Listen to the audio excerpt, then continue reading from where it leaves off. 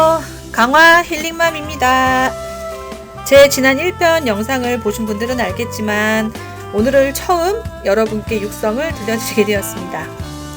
아직 초보 유튜버라서 제가 부끄러움이 많아서 얼굴은 당분간 비공개로 진행하겠습니다. 양해 부탁드려요. 여러분, 요새 어떠세요? 무슨 생각하며 사세요? 코로나 때문에 정말 갑갑하시죠? 이럴 때 편히 숨쉬고 힐링할 수 있는 내 주말 농장 있으면 참 좋겠다 싶지 않으세요? 저는 맞벌이라 평일은 집안일, 육아 업무로 쳇바퀴 도는 생활을 하고 있습니다. 여러분도 저와 비슷하지 않으실까 싶네요. 그러나 저는 평일은 열심히 일하고 다가오는 주말을 기대하며 스트레스를 해소하고 있답니다. 여러분도 생각만 하지 마시고 예산이 있으시다면 혹은 예산을 만들 수 있는 능력이 있으시다면 지금 당장 도전해보세요. 오늘은 2편으로 우리가 주말 농장을 하기 위해서 가장 먼저 해야 할 일, 바로 뭐죠? 네, 바로 토지 구입에 대한 이야기를 하려고 합니다. 여러분은 어떤 주말 농장을 꿈꾸시나요? 아이와 오손, 노손, 텃밭을 가꾸고 같이 기른 작물로 맛있는 요리를 해먹을 수 있으면 좋겠습니다. 라던가 도시에서는 볼 수 없는 바다가 보이는 멋진 전망을 원해요. 라던가 저는 아무것도 안 봐요. 그냥 예산에 맞는 작은 땅이면 됩니다.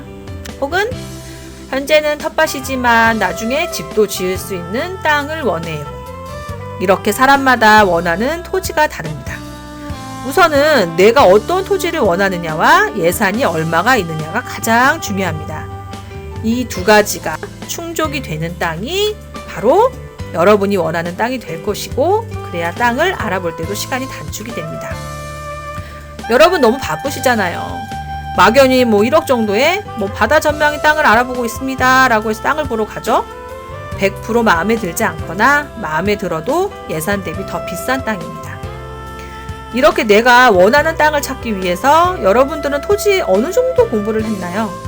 전문가일 필요는 없어요. 저 역시 초보이고요. 하지만 토지를 구입할 때 꼭 알아두어야 할 기본 지식은 쌓고 부동산을 방문해야 부동산도 또 토지를 구입하는 우리도 서로 평안합니다. 우리들이 구입하려는 토지는 대규모가 아닌 100평에서 300평 정도의 크기일 거라고 짐작해 봅니다. 맞으신가요? 더 크게 구입하시려는 분들은 제 유튜브와는 거리가 먼 것 같으니 부동산으로 바로 직행 부탁드려요. 큰 토지에 대해서는 제 경험이 없어서 말씀드릴 내용이 없습니다.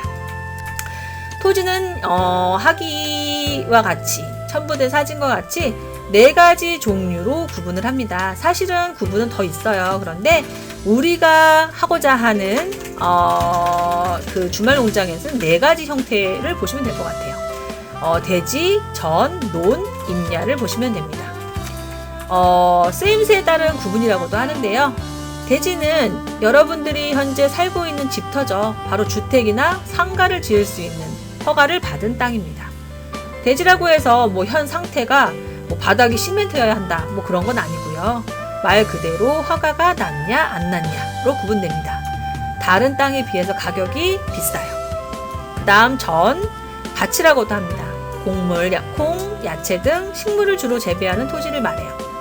우리가 원하는 주말 농장 형태에 가장 가깝습니다. 전도 마찬가지로 야채들이 풍성하게 자라있는 풍경을 상상하시겠지만 맨 땅일 수도 있고요. 또 잡초만 무성한 땅일 수도 있습니다. 논은 다 아시죠? 벼를 기르는 토지. 그 다음 임야는 산림과 들판을 이루고 있는 숲, 황무지 등의 토지. 쉽게 말해서 산이라고 생각하시면 돼요. 낮은 산, 높은 산 모두. 그럼 여기서 문제 하나 낼게요. 주말 농장을 하려고 전을 구입했습니다. 그런데 지내다 보니 그 토지에 집을 짓고 싶어졌어요. 혹은 가게를 하나 차리고 싶어요. 가능할까요? 정답은 가능할 수도 불가능할 수도 있습니다. 현재는 전이라고 하더라도 일정 요건을 갖추어 신고를 하게 되면 대지로 변경이 가능합니다. 그러나 추가 비용이 만만찮게 들어요.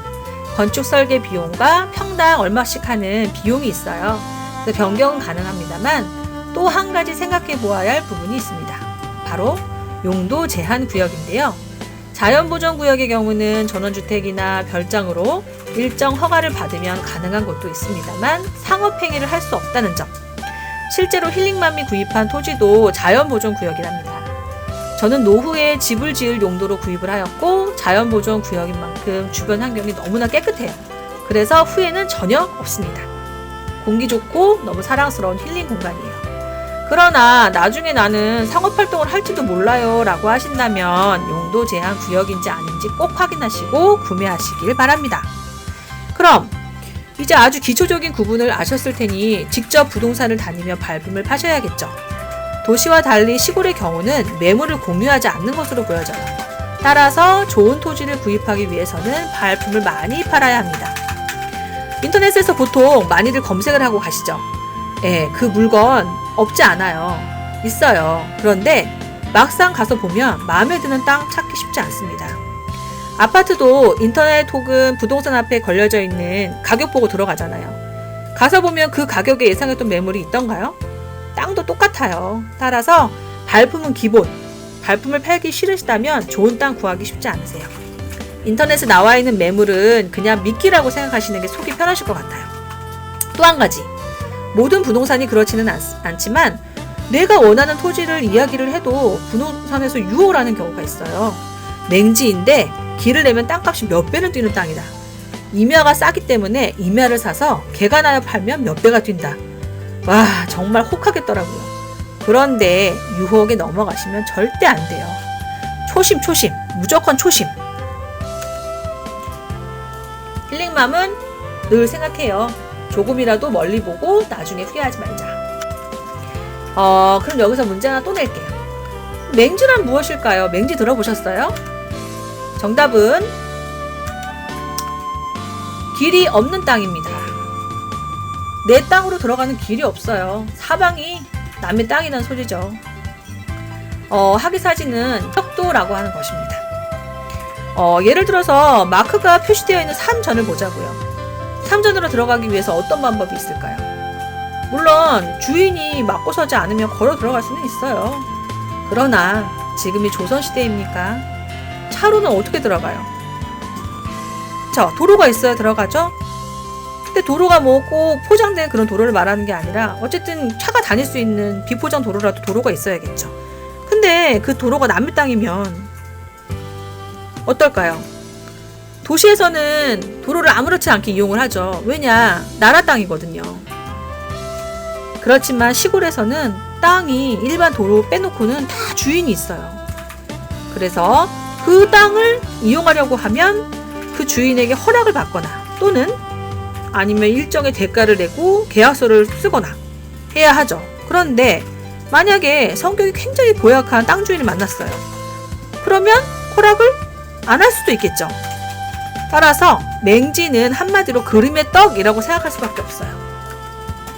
그러니 가격이 쌀 수밖에 없습니다. 길을 만드는 것이 쉬웠다면 이미 부동산에서 만들어서 이득을 봤을 거예요. 저는 그렇게 생각해요. 돈벌이가 바로 눈앞에 보이는데 고객에게 양보하겠다? 말도 안 되는 소리입니다. 우리는 힐링을 하러 토지를 구매하는 것이지 떼돈을 벌려고 구매하는 것이 아닙니다. 유혹에 넘어가지 맙시다. 명심 또 명심. 자, 그럼 이제 토지를 구입하는 요령을 힐링맘의 경험에 의한 추천. 이렇게 꼭 해야 합니다는 아니에요. 어디까지나 추천입니다. 자, 첫 번째로 차량 진입이 편한지를 살펴보셔야 돼요. 지금 시대에 차량은 필수잖아요. 그럼 차량 진입 자체가 불편하다면 이제 힐링하러 왔는데 스트레스가 쌓이겠죠? 최소 4m 이상, 6m면 최고입니다. 6m면 쌍방 통행이 가능한 폭이에요. 또한 경사로도 굉장히 중요해요. 이유는 겨울철에 눈이 막 쌓이게 되면 차량 진입 자체가 힘들 수도 있기 때문이에요. 멀리 보시는 게 좋을 것 같아요. 그 다음 국어 여부를 확인합니다.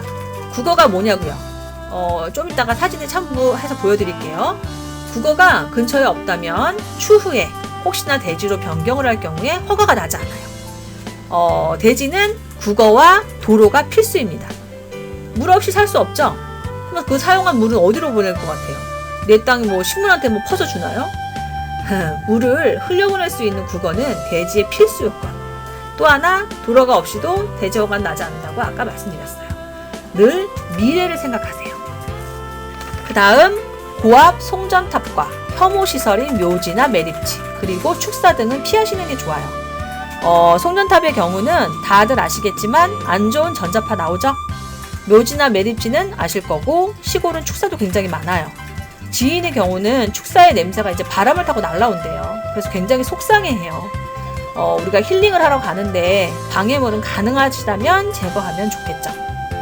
그 다음 저도 이것은 놓쳤던 부분이었었는데 전봇대와 인터넷 설치가 가능한지 확인하셔야 돼요. 기존에 세워져 있는 전봇대가 있을 거예요. 그 전봇대가 내 토지에서 200m 이내에 있다면 추가 비용은 들지 않지만 만약에 그보다 더 멀리 있다면 추가 비용을 내서 전기 설치가 가능합니다. 또 주말 농장이라고 해도 요새 시대는 인터넷은 필수잖아요. 저희도 CCTV를 설치를 해서 평일에도 서울에서 그냥 우리 초록이들 관찰도 하고 있답니다. CCTV 설치에 대한 안내는 추후에 편성할게요. 이 부분도 되게 어려워하시는 분들이 많아서 도움을 드리도록 하겠습니다. 그리고 도시처럼 전화만 하면 인터넷 설치가 될 거라고 생각하시면 정말 오산이에요. 인터넷 설치가 아예 안 되어 있는 곳이라면 그걸 세우셔야 된대요. 저희는 다행히 저희보다 한 1년 정도 먼저 들어오신 분이 설치를 하셨어요. 너무 감사하죠. 다음 토지가 웬만하면 단독으로 분리되어 있는 곳이 추천해요. 실제로 주변에서 맞닿은 토지로 인해서 논쟁이 오가는 것을 많이 봤어요.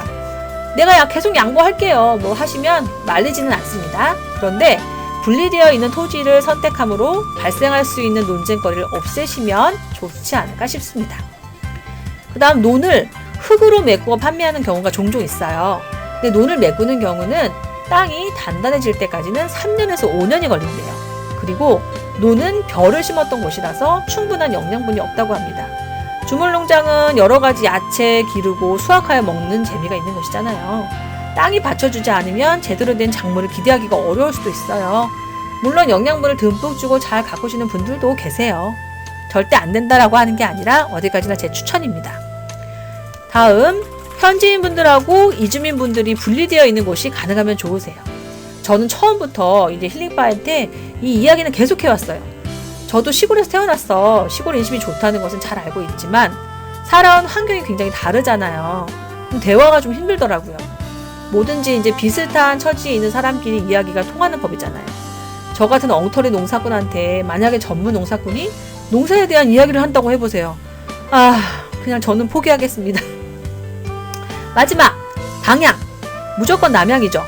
그러나 뜻대로 되겠습니까? 가능하시다면 남향이란 이야기예요. 사람에게도 작물에게도 햇볕은 필수죠. 저희는 남향은 산 쪽이에요. 그렇지만 다행히 해가 하루 종일 들어와요. 해는 시골에서는 난방비에 큰 또 영향을 준다고 합니다. 이웃에서 집을 지었다면 시야를 가리는 부분은 없는지도 한번 잘 살펴보세요. 아까 말씀드린 국어와 고압 송전탑 사진입니다. 국어는 이렇게 생겼어요. 저도 국어가 어떻게 뭔지 자체도 몰랐어요. 근데 보니까 이렇게 하천 쓴 물을 내려보내는 그런 곳이라고 합니다. 자, 그러면 좋은 토지를 정하셨으면 다음으로 생각하셔야 될 게 부동산 수수료, 취득세, 또 주말농장 필수 비용이죠. 농막, 전기, 수도, 정화조 예산에 잘 편성하셔서 또 당황하시는 일이 없도록 하시길 바랍니다. 도로지분 아시나요? 그냥 넘어갈 뻔했네요. 토지를 구입할 때 100평을 만약에 구입한다고 가정하시면 도로지분이라는 것이 발생하는 경우가 대부분이에요. 근데 운 좋게 바로 옆 도로가 나라 땅이라던가 하는 특수한 경우를 제외하고는 토지 구입에는 도로지분이라는 것이 들어있어요. 그래서 내가 실제로 사용할 수 있는 땅은 실구입 평수보다 줄어들게 돼요. 힐링맘 토지의 경우는 195평의 토지를 매입하였으나 30평의 도로 지분을 빼고 실제 사용 가능한 토지는 165평이랍니다. 억울하죠? 그러나 그만큼 편리해요. 우리는 힐링하러 왔잖아요.